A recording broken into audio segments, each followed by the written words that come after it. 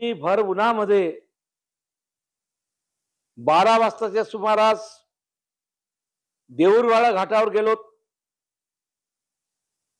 त्या ठिकाणचं चित्र पाहिल्यानंतर नदी किनाऱ्यावर मोठे मोठे रेतीचे ढीग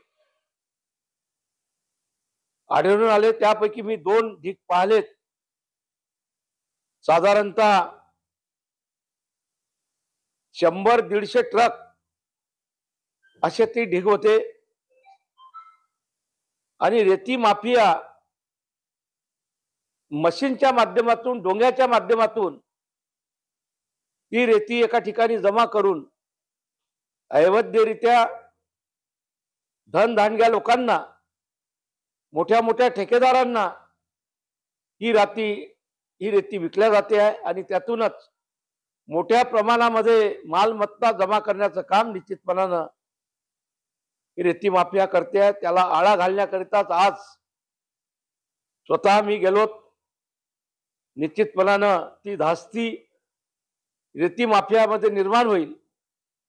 आणि आमच्या शासनाचं, ज्या शासनाचे मुख्यमंत्री देवेंद्रजी फडणवीस आहे, ज्या शासनाचे महसूल मंत्री बावनकुळे साहेब आहेत, यांची ही संकल्पना गरिबांना घर आणि घराकरिता 5 ब्रॉकची रेती मिळाली पाहिजे ही भावना आहे. या समोर